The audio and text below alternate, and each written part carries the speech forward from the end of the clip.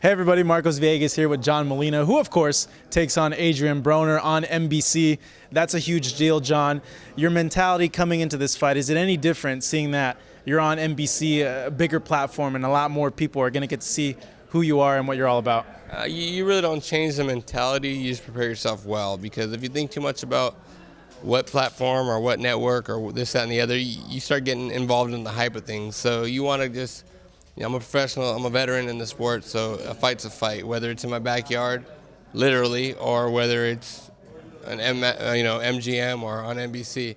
Am I excited that it's on NBC? Absolutely. The platform couldn't get any bigger than that, 130 million homes worldwide.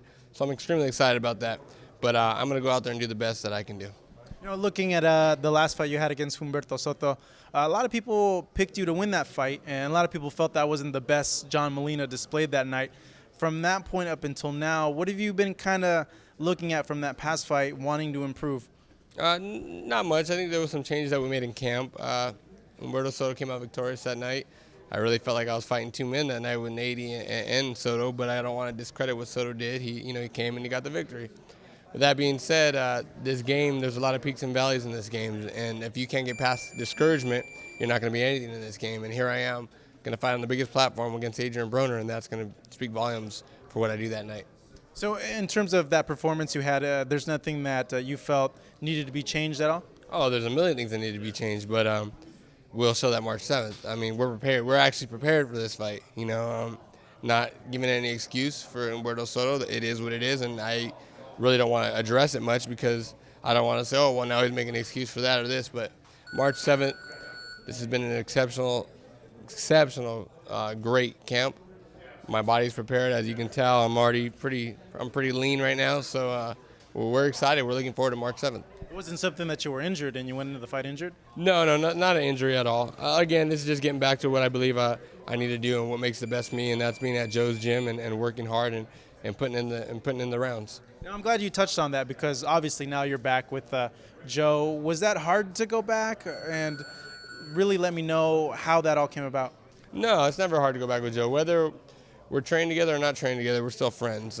We have an understanding, and he's been in the war with me more than one occasion, and he's just a trusted, regular, familiar voice in the trenches. So I'm excited to be back with Joe. We have a great game plan. We put the right work in order, and we're excited for March 7th. Does Joe say you're going to knock him out?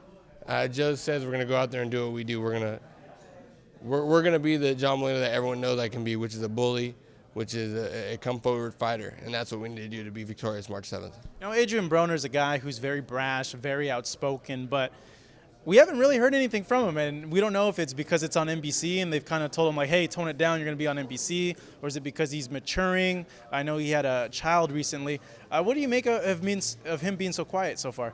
To each his own. Maybe it is mature. Maybe he knows he's in a real dogfight.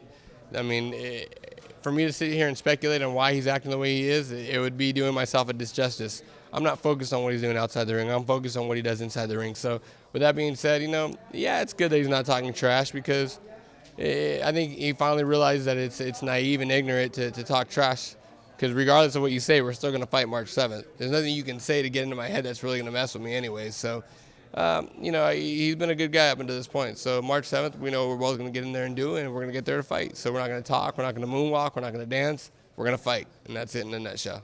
You expect him to move around a lot, though, the night of the fight? I'm expecting the best. You mentioned dancing. I'm expecting the best Adrien Broner. Yeah. That's what I'm expecting.